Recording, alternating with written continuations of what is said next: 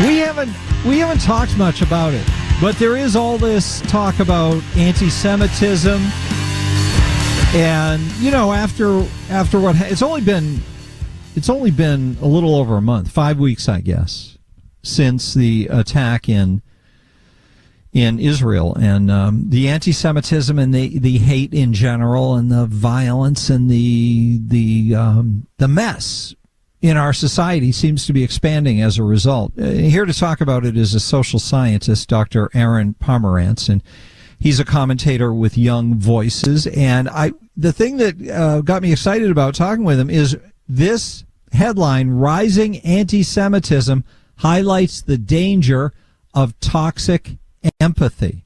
Now, that sounds like my kind of conversation. Dr. Aaron Pomerantz, thanks for being here on WTIC. Not at all. Thank you for having me. So what's this? Is there actually rising anti-Semitism going on, first of all? Yeah, that part doesn't really seem to be debatable. At least if you're going to define anti-Semitism in terms of anti-Semitic incidents, the only debate seems to be whether we're talking a 400 to 500% increase or 1,000% increase. And that really seems to depend on where you're looking. But the increase itself is, it's there, from vandalism to physical attacks to, I think the most interesting example of this was yesterday, Osama bin Laden's letter to America from 20 years ago went viral on TikTok. And if you read that letter, who does he blame for the world's ills but the Jews? So and people are saying, he raises a lot of good points. Yes. So there's definitely a rise in anti-Semitism. Yes, but I wonder if that puts the finger on what's actually going on, or if it's got more to do with a desire to inflame the power structure of America. And Jews have been very successful in America, as they are in a lot of countries, because of cultural things, respect for education and seriousness about certain professions. And I had an experience being the publisher of the Jewish Journal in Massachusetts, outside of Boston, and I was amazed as I got to know the Jewish protection organizations and how they operated, and to see what they called these kinds of anti-Semitic incidents, that it seemed to be a game of trying to jack the numbers up as high as you could in order to help fundraise and stuff. And it caused me to distrust the whole quantifying of it. I can certainly understand where you're coming from. And there are definitely some times when something is flagged as anti-Semitic, and I go, okay, I do question that a little bit. But when you see that there are attacks on synagogues, people wearing their Judaism, whether it be religious or simply their ethnicity, in any outward way, being asked to defend Israel's policy, I even know people, and there have been news articles of people who wear a Star of David, and I do myself. And if the wrong person sees you wearing the Star of David, they feel the right to call you out and say, hey, free Palestine. That's treating you differently. It's like what first? I've never had this happen to me personally, but it's like, what is someone like me gonna do? Like, yeah, free Palestine. Yeah, I'll pencil it in after 3. So I do think there's a real rise in it. To say nothing of like attacks on people, physical attacks on them, plots to attack them. There was a man arrested for breaking into people's house and saying free Palestine because they were Jewish. Vandalizing houses with mezuzahs, harassing people for tzitzit or any other outward Jewish sign. I do think there's definitely a rise in anti-Semitism. Okay, that's not the most. I just wanted to address that, but it's not the most exciting thing I want. It was the phrase toxic empathy I really wanted to address with you. All right. Tell us about that. What is toxic empathy? So before I talk about toxic empathy, just really quickly, I do want to emphasize that empathy is a good thing. There's kind of been a rise recently. I find it very curious as a psychologist that some people are saying empathy is bad. And I'm like, without empathy, we have no function in society. Like, empathy is fundamental to being human. Yeah, well, I was going to say we don't function as humans if we don't have empathy. Yeah. That's a critical aspect of the whole of our interactions as social creatures. it's one of the core tests of becoming of growing up. You know, like I'm watching my baby girl grow up, and what's one of the biggest things she's developing is empathy. I wish she developed it faster, but there we go.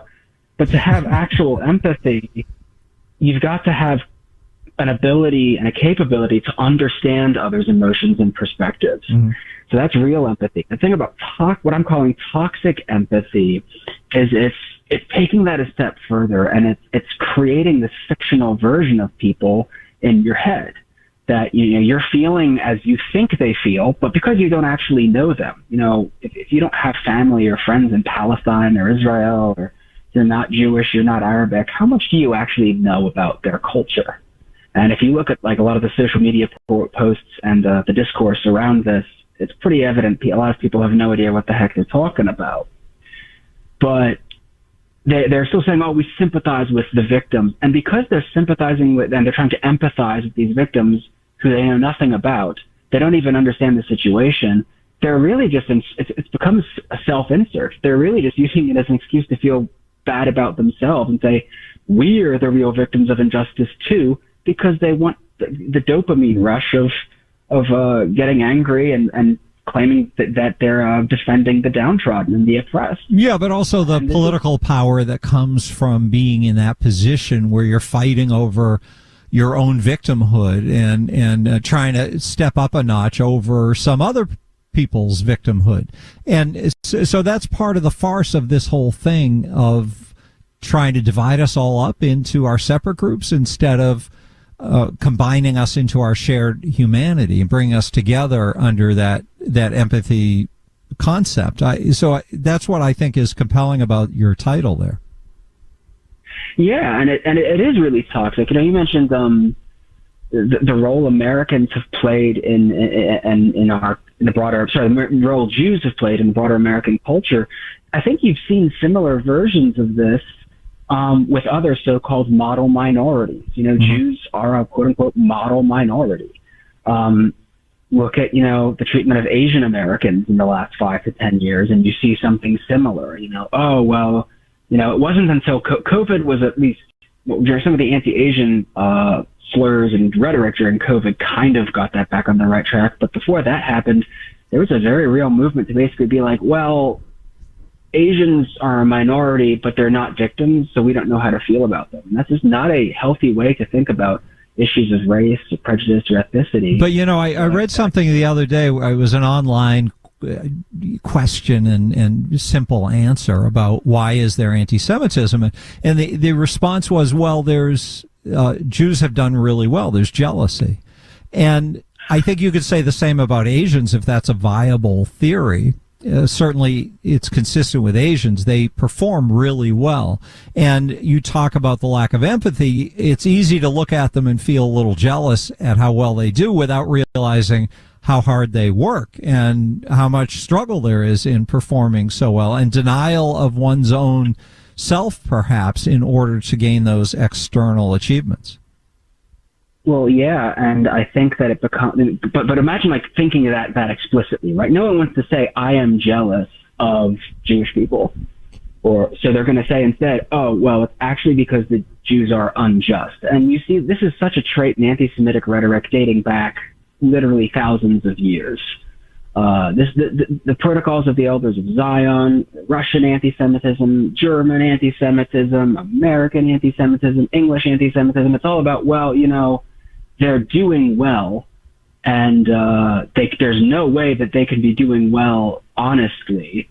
So they must be doing something wrong, and insert the blood libel here. Now the blood libel is supposedly colonialism and genocide, neither of which makes sense even mathematically. How can you colonize your own homeland?